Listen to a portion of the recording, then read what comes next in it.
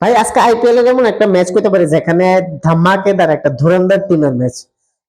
দুইটা টিমের opening player যদি দেখি তাহলে ভাই একটার থেকে একটা, কারণ কোনো টিম কোনো দিক থেকে কম না। একদিকে বৈভব সূর্যবংশী রাজস্থান রয়্যালস এবং অন্যদিকে অভিষেক শর্মা সানরাইজার হায়দ্রাবাদের। একদিকে ট্রেভিস হেড সানরাইজার হায়দ্রাবাদ এবং আরেকদিকে যশস্বী জয়সওয়াল রাজস্থান রয়্যালস এর। অর্থাৎ ওপেনিং প্লেয়ার ভাই যে ব্যাকলেস শুরু আজকে দেখতে পাবো, মানে অনেক বেস্ট এন্টারটেনমেন্ট কিন্তু হইতেছে আজকে আইপিএল এর ম্যাচের মধ্যে। কেননা দুই টিমের ওপেনারে কিন্তু খুবই দুর্ধর্ষ, যেখানে 300-র উপরে স্ট্রাইক রেটে কিন্তু রান করতে পারে, মানে পাওয়ার প্লের মধ্যে সেঞ্চুরি পার্টনারশিপ করতে পারে। এটা রাজস্থান হোক বা এটা হায়দ্রাবাদ হোক। গতকালকে আমরা যেখানে দেখছি 460 রানের কাছাকাছি একটা স্কোর 40 ওভারে, সে জায়গার মধ্যে আজকে যদি 500-র উপরে রান হয় দুই টিম মিললে, সেটা কিন্তু কোনো সারপ্রাইজের কোনো কথা হইতো না।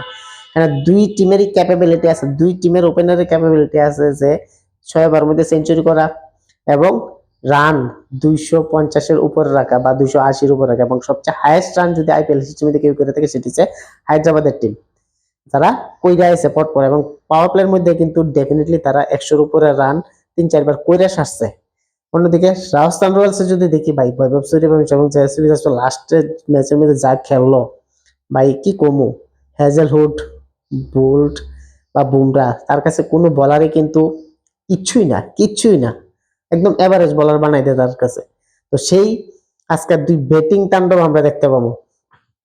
কিছুক্ষণ পরে খেলা শুরু হইব 7:30 থেকে। তো কিন্তু মেইন পাওয়ার প্যাক যেটা আমরা সবাই লক্ষ্য রাখবো, দুই টিমের ওপেনিং পেয়ার। যাই হোক, টিম কম্বিনেশন যদি দেখি বা তাদের যে স্ট্রেংথ ওয়াইজ যদি দেখি, তাহলে ডেফিনেটলি রাজস্থান রয়্যালস কিন্তু সেখানে একটু আগায় থাকবো। যদিও এখানে হায়দ্রাবাদের মধ্যে খেলাটা হইব যেখানে রানের একটা বন্যা দেখতে পাবো, বাট তারপরও রাজস্থান রয়্যালস এর কাছে কিন্তু বলার সেই লেভেলের আছে যারা ভেরিয়েশন করে সেটা কিন্তু তারা রানটা সৃষ্টি করতে পারবো। জোফরা আর্চার হোক বা সন্দীপ শর্মা হোক বা রবীন্দ্র জাডেজা হোক। এবং সানরাইজার হায়দ্রাবাদের দিকে যদি সেদিকে যদি দেখি, তারা কিন্তু স্পিনার মোটামুটি ভালো আছে এবং হার্ষেল প্যাটেল কিন্তু এখানে একটা এক্সপেক্টর হইতে পারে তার ভেরিয়েশনের কারণে, স্লোয়ার ডেলিভারির কারণে। কিন্তু হাই স্কোরিং গেমের মধ্যে স্লোয়ার বল বা ভেরিয়েশন বল এমন কিছু বল যেগুলি ব্যাটসম্যানরে রেস্ট্রিক্ট করতে পারে রান করার লেগে।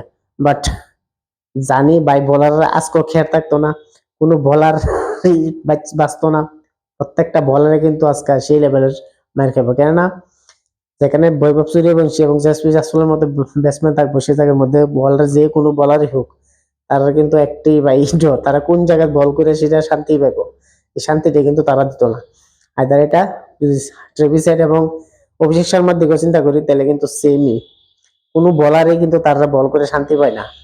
একের পর এক হিটিং আর হিটিং আর হিটিং, যেটা আমরা লাস্ট ম্যাচের মধ্যে দেখলাম, যেটা করলো অভিষেক শর্মা যে দুর্দান্ত একটা ইনিংস খেলো 74 রানের, এবং ট্রেভিস হেড যে তার সঙ্গে পার্টনারশিপ করছিল। কোনো বলারে কিন্তু রেহাই দিছে না। দুর্দর্শ ব্যাটিং, দুর্দর্শ পার্টনারশিপ। বাট এখানে সবচেয়ে বড় চিন্তার বিষয় হচ্ছে এই দুই টিমের লোয়ার মিডল অর্ডার ব্যাটস, যে তাদের নিচের সাইডে যে ব্যাটসম্যান গুলি আছে। হায়দ্রাবাদের দিকে যদি দেখি, ঈশান কিষান ফর্মে নাই। ক্লাসেন ঠিক আছে যদি একটা খেলতে পারে, বাট প্রত্যেক ম্যাচে কিন্তু সেই রকম পারফরমেন্স দিতে পারতেছে না।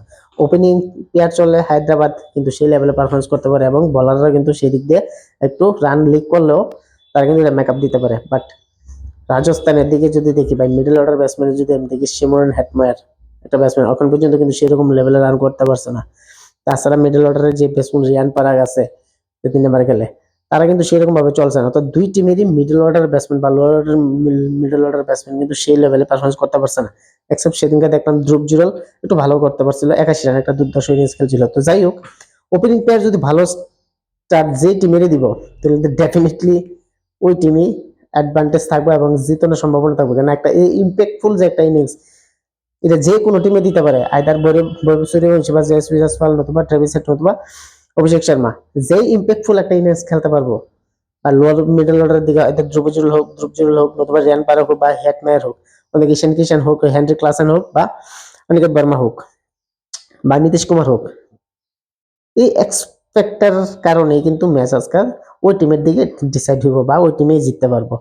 তো যাই হোক, আজকে আমরা জানি বরাবরই হায়দ্রাবাদের গ্রাউন্ডে খেলা হবে মানে কিন্তু হাই একটা স্কোরিং খেলা দেখবো আমরা, যেখানে এন্টারটেনমেন্ট লাস্ট কয়েক ম্যাচ ধরে সেরকম 200 বা 200-র উপর রান হইতাছে। অবশ্যই দর্শকরা খুব দারুণ একটা এন্টারটেনমেন্ট পাইতেছে। এবং র্যাঙ্কিং এর যদি দেখি সেখানে রাজস্থান রয়্যালস কিন্তু টপে আছে এবং হায়দ্রাবাদ কিন্তু নাম্বার 7 টেবিলের ক্ষেত্রে।